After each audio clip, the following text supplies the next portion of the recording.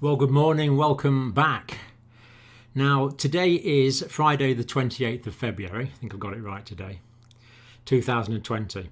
Now, just before I do some interesting developments about the COVID-19 virus, I know there's people joining this video new, so I'm going to start doing a bit of background at the start before we do any developments.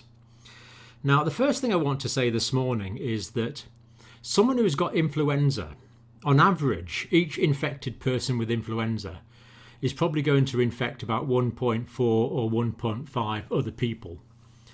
In epidemiology, this is called the R0 value, and it shows how transmissible the disease is. So on average, every person who's got flu is going to infect 1.5 other people. Now with COVID-19, that's higher. It's probably 2.6 or even as much as 3. So it seems to be spreading more rapidly than influenza, which of course is a massive concern. And it is what we're starting to see at the moment. Now, something else that concerns me about this virus is it seems to persist on surfaces. So someone can breathe it out, cough it out, sneeze it out, droplets onto a surface. You can touch it with your hand and you can catch it from your hand. That's why hand hygiene is so important with this virus. Now, the clinical presentation is somewhat similar to influenza, with fever, achiness, achy muscles. All your muscles seem to ache. You're just generally achy. Fever and dry cough is often a characteristic feature of this virus, the COVID-19 virus. But in very many ways, it's very similar to flu, seasonal influenza. Now, if there is a pandemic of this condition, and we're going to be looking at this in a minute, then perhaps 30% of the world's population would be infected in the first year of the infection. If there is a pandemic, 30% of the world's population. Now, the death rate from this condition, we've looked at quite a few different figures in these videos over the past good few weeks now. But if you're asking me to sort of make an informed guesstimate, which is an appalling thing to do with death rates, but the death rates seem to be about 0.1 to 1% overall.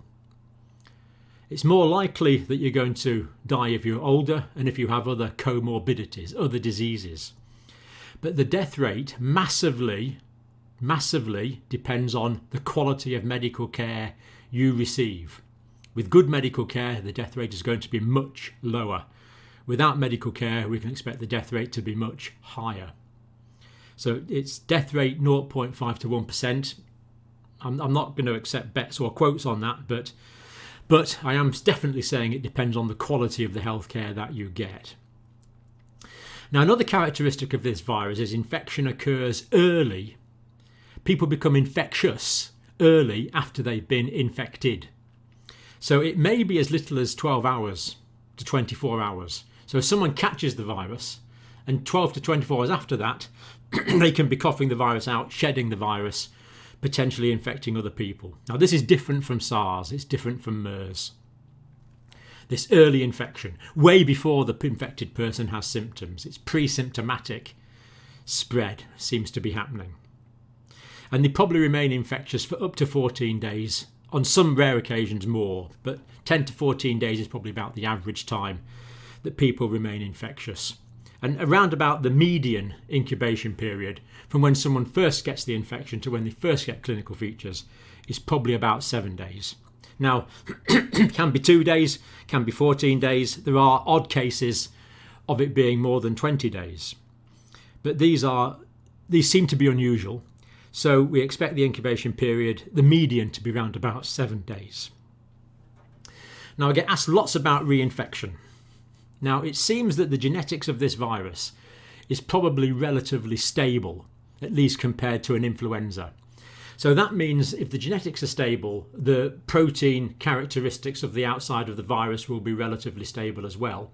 And that means once your immune system has learned to recognise it, it should recognise it the next time if you're reinfected. So this should mean that people are not going to be reinfected with this virus. It should mean this.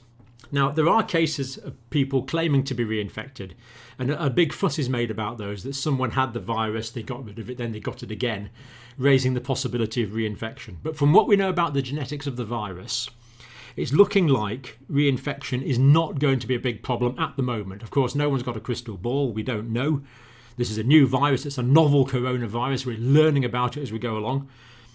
But so far, it's looking like the genetics are fairly stable. MERS and SARS, for example, remain fairly stable.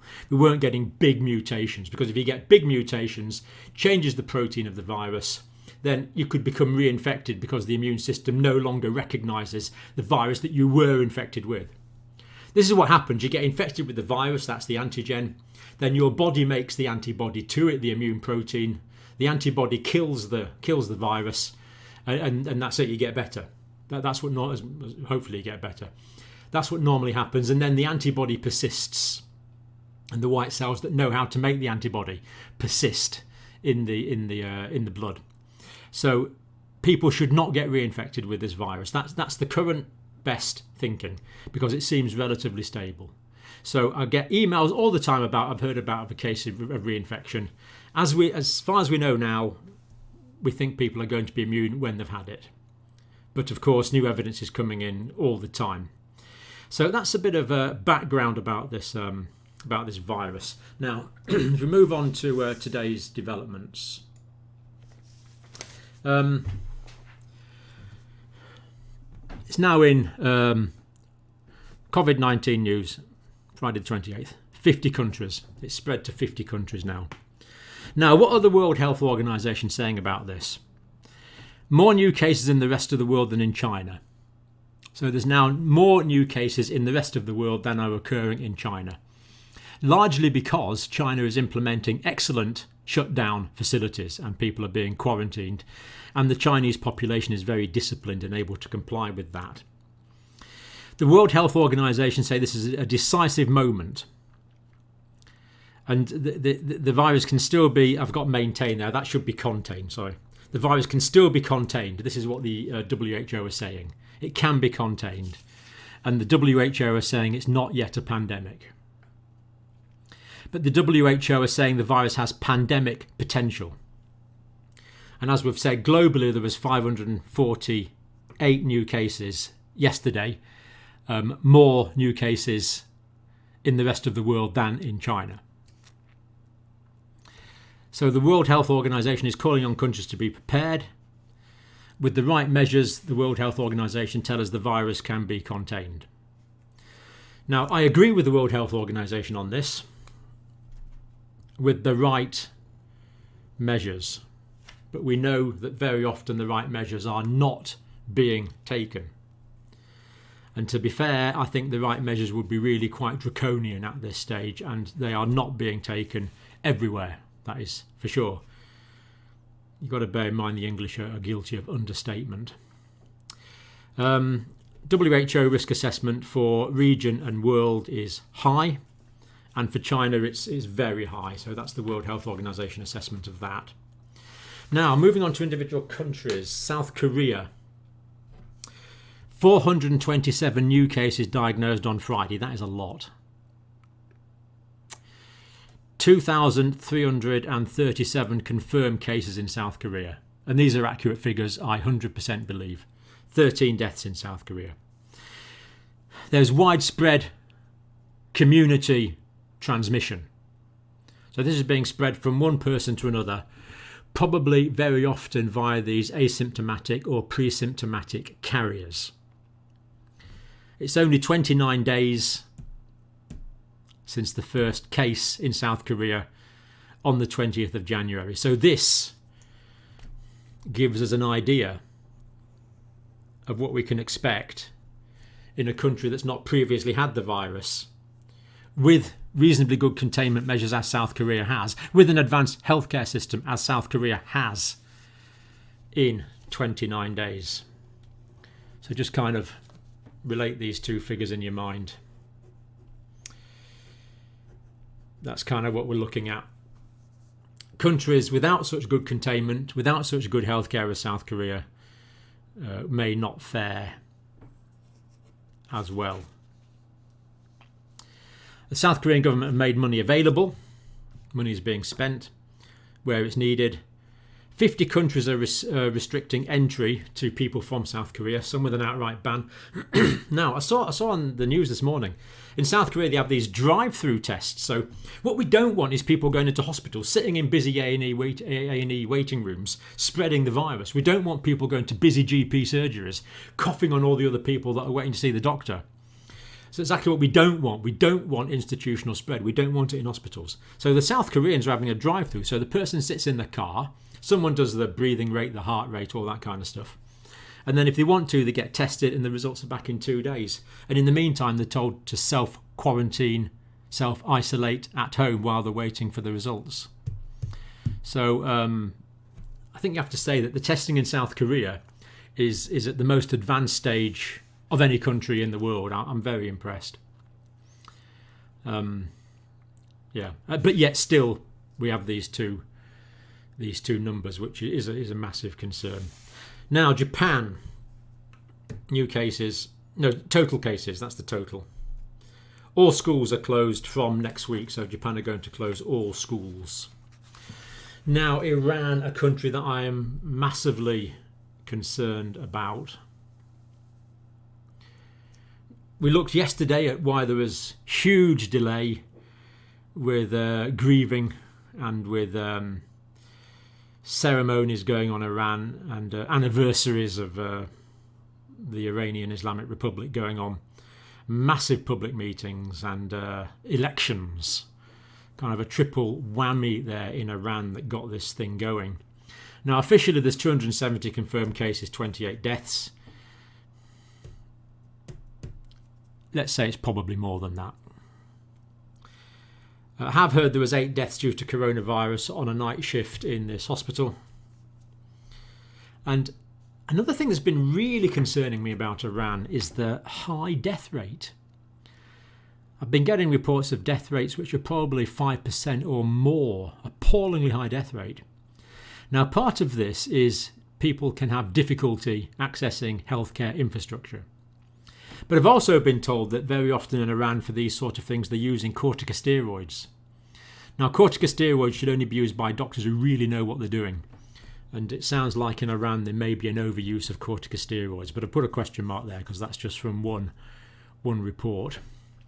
But if people are being given corticosteroids, that would suppress the inflammatory response.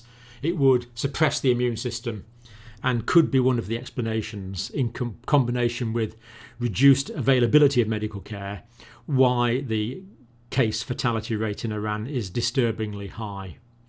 I had thought it might be due to a mutation of the virus, but given the new data I've read in the past 24 hours about the relative genetic stability of the virus, I'm very, very hopeful that that is not the case.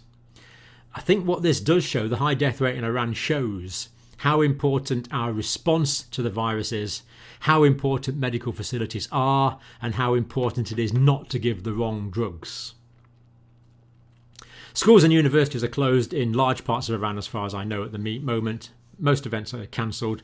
Now, Friday prayers, this is massive for Iran. If you know anything about the Islamic culture, Friday prayers have been cancelled in 23 cities. That is a huge step to take. Now, the religious authorities encouraged people to visit shrines in Qom, which was the epicentre of this outbreak. And my understanding is large crowds are still visiting religious centres in Qom and religious shrines in Qom and other places.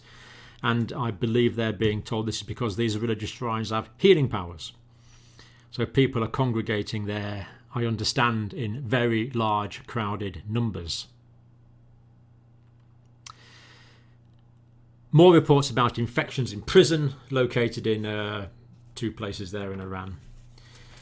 Now, New Zealand has got a case that, as far as I know, it's someone who travelled from Iran to New Zealand, so New Zealand has its first case.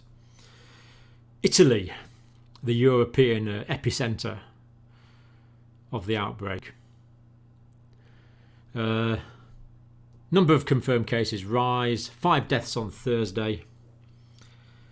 Now, the super spreader, sometimes at the start of epidemics there can be super spreaders who infect many people. Now, the Italian epidemiologists now seem to believe that this was someone who had not been to China, an Italian who had not been to China. And this man, woman, I don't know, had been feeling ill since the 14th of February, diagnosed on the 20th of February. Sent home from hospital with flu medications. Because my understanding there is the doctor said you can't have COVID-19 because you haven't been to China. So what they're saying now is they've probably been in contact with someone who'd been to China. So, quite a few people had. So this guy, who seems to be the super spreader, had reported to health authorities, was discharged, given antiviral flu medication, and presumably went on in spreading the COVID-19 virus. Now, I'm not criticising anyone here. I'm just reporting what I understand. It's easy to be wise after the event. I understand the Pope is being tested after shaking hands, I think with people from Iran. I'm not sure about that. But the Pope is unwell and being tested in Vatican City, presumably. Unknown cases are seeding other areas and countries. So pre-symptomatic people from Italy are seeding other areas of Italy and seeding other countries, I believe, because of this pre-symptomatic transmission. Israel, traveller from Italy has been confirmed, and there's another confirmed case, I believe, in Israel, bringing their total to 2. Now, the US, 60 confirmed cases, and there does appear to be cases without any epidemiological link to China. So, unfortunately, this looks like community spread is probably starting in parts of the US. Tenerife, the people isolated in the hotel, the Jet Air 2 airlines refusing to fly people home unless they test negative. So quite what's going to happen to those people there, I don't know. I know some are choosing to self-isolate in their rooms, not mixing with other guests. I'm just hoping the infection does not spread around that hotel, I believe is in Santa Cruz in Tenerife. Official cases in Spain in total, of course Tenerife is part of Spain, is 25. Now, Saudi Arabia, this is interesting. They've banned, as far as I understand, they've banned all religious pilgrims. This is massive. The Hajj is due. I'm not quite sure when the Hajj is due, but if the Saudis have banned all religious pilgrims, that's just a huge step for Saudi to take. Ban people from infected countries. But if Saudi are refusing any access to all Islamic religious pilgrims, that's a huge step. Now, lots of questions about dogs. Now, I don't got too excited about this. Now, a dog in Hong Kong, apparently, whose owner had the virus, has been tested what they've described as weak positive. Now, what the heck weak positive means, I don't know. It does sound a bit suspicious to me. But the dog's not sick. And the Hong Kong veterinary officer has said that dogs can't get it and dogs don't spread it. So don't worry about your dog at the moment, would seem to be the advice from the Hong Kong veterinary officer. I'm looking forward to what weak positive means. But as far as we know at the moment, there's no evidence that dogs are getting this, and there's no evidence that certainly no evidence that dogs are spreading the disease. So carry on being kind to dogs, please. Now, China, the number of new cases is going down. Dramatically, it has to be said. This is impressive. It is impressive. There were still tragically 44 deaths on Thursday. But just to give an example, I've had a communication from Hunan province, 96 million people. Now, apparently they've only got 150 active cases now, he says, only, but it's coming down. They've had no new cases for 3 days. And this is why. I believe this is why. The communities are closed down. So people live in their communities, their blocks of flats or whatever, often associated with the supermarket, and they don't leave those communities. They are staying put. They are not intermingling. They're not walking around the city very much. They're not talking, certainly not travelling to other countries. They're not travelling to other parts of China. And we looked at the situation yesterday in Chengdu where this is operating, with people having passes to get in and out of their buildings and all sorts of restrictions. And people that have been diagnosed with the virus being given the option to be taken to a quarantine centre, or paper tape being put over their door, food being delivered and passed to them through the window, so they are self-isolated in a guaranteed way at home. and the vast majority of people are complying with that. The odd people that are persistently not complying with that are being removed to quarantine centres, which sounds reasonable to me, I must say. The Chinese are doing a pretty incredible job here in reducing the R0 very considerably. So these people, this was in Hunan, they're not allowed to leave. I've had emails like this from all over the country showing how well the country is shut down. Not allowed to leave community without an emergency. Infections temperatures getting taken when they go in, when they go out, all that kind of stuff. The infection risk is now described as low, and they're hoping to open the schools and universities again in 1 month in Hunan, as my report says. So the Chinese have taken these amazing measures, actually, to isolate the population and reduce the spread. And if all the world did this, as the WHO said, this could be contained. Unfortunately, that's not happening everywhere.